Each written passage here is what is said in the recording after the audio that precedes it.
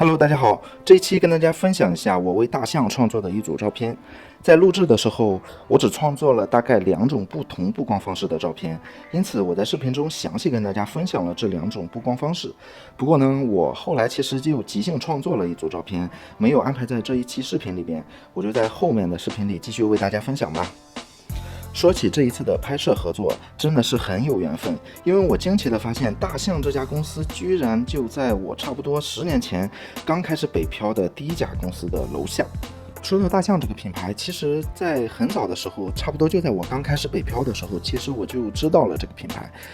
不过很遗憾的是，在我最需要它的时候呢，我没有能结识到大象这个品牌，只能说亲身体验之后呢，我觉得它的体验真的不输杜蕾斯。好了，说完题外话，在正式进入拍摄环节之前，我还是需要说一下我这次的创作思路，因为创作思路决定了你的拍摄上限，而技术呢，仅仅决定了你的拍摄下限。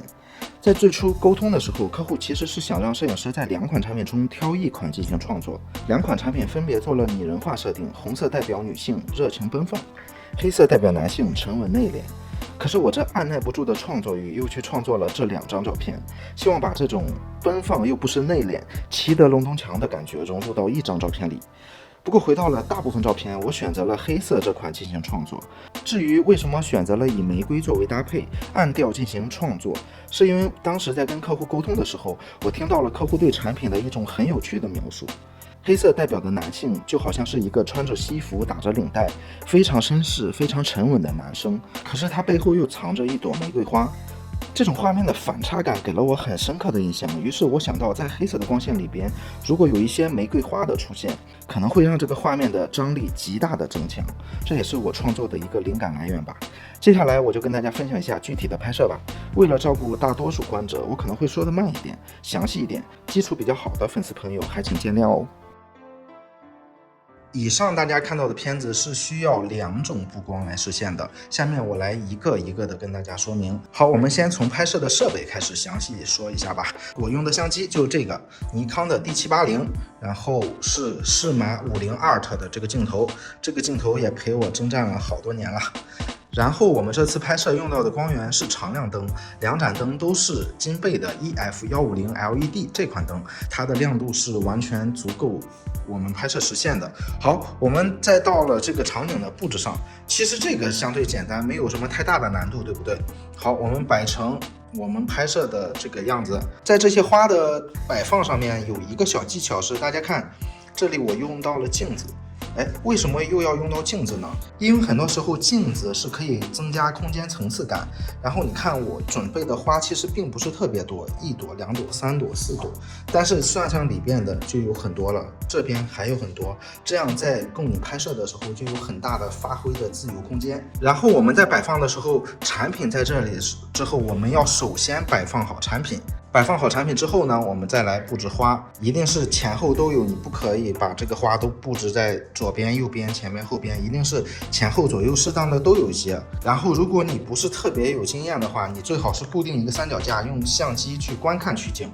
比方说像这样取景，我这里开了 ISO， 其实你应该是开这个灯啊，我这里为了演示我就没有开灯，因为人眼和相机看到的还不太一样。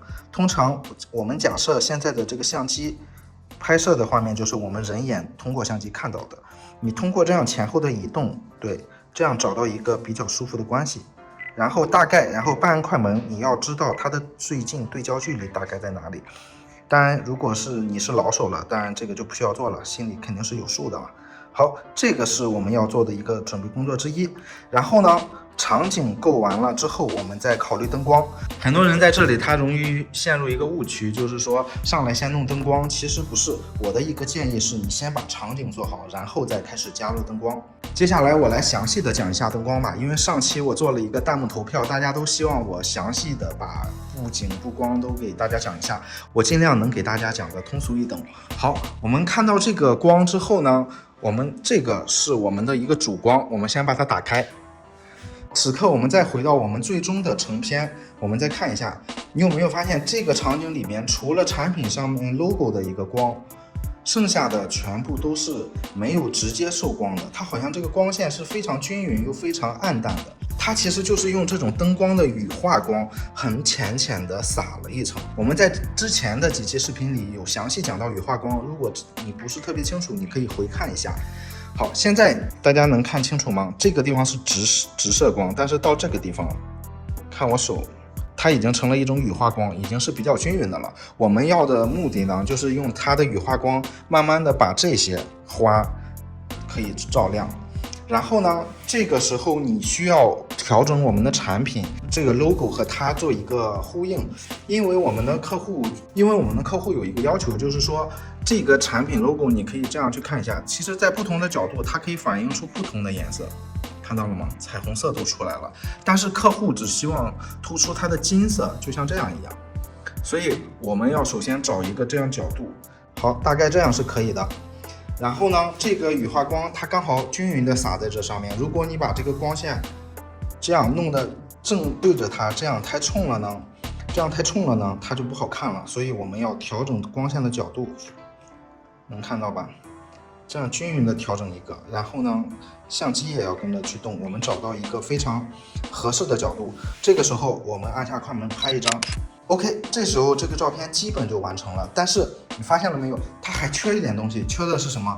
为了增加空间层次感，我们前面其实还是加了一点前景的。然后我就想到去我们加一些叶子，但是这个时候我们发现哦，前景要有一抹绿才好看，这个是黑色不好看，但是我的红色叶子买少了，怎么办呢？